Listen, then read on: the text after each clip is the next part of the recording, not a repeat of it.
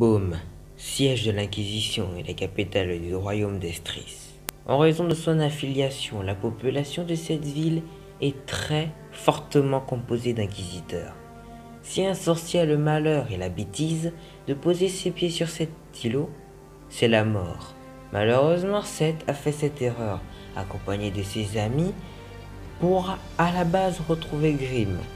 Par un concours de circonstances, notre jeune cornu est pourchassé par deux domitors qui veulent sa peau. Usant de son intelligence et de ses capacités, Seth réussit à maîtriser ses deux assaillants. Malheureusement, leur combat finit par venir aux oreilles des conversos.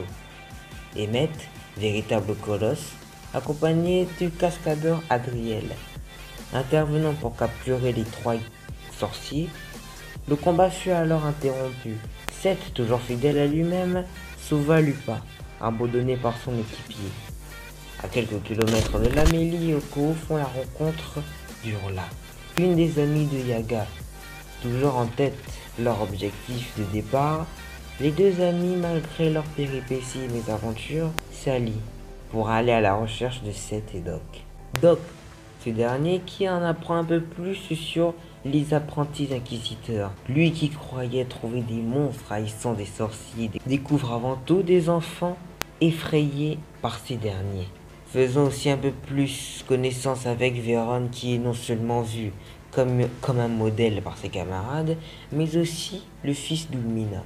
Et d'ailleurs, preuve de son intelligence en suspectant Doc d'avoir un lien avec un certain chevalier blindé. Tel parent, tel enfant, dit-on.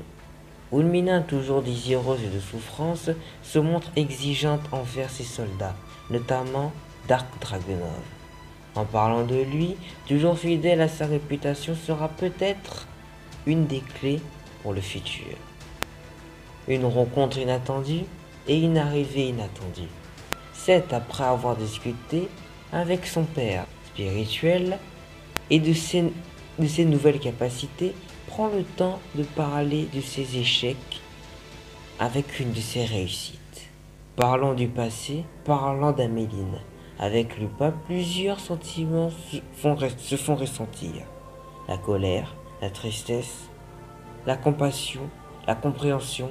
Les deux sorciers, après avoir fini leur discussion, se rendent au festival, l'annoublement d'Ulmina.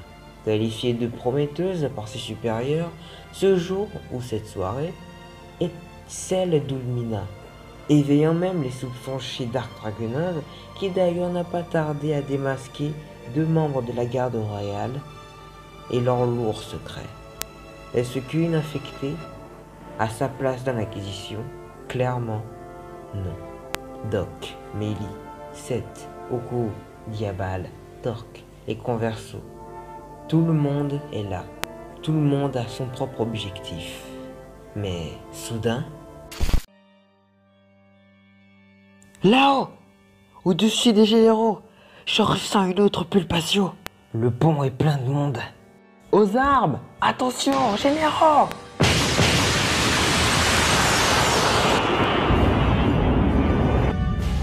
Ils sont tous coincés sur le pont.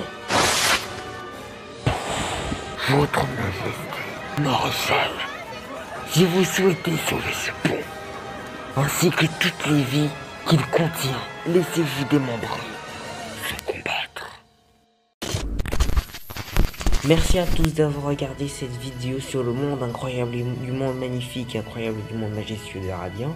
Sur le tome 14, c'était la partie 2 sur 2, je crois pas qu'il y en aura une troisième.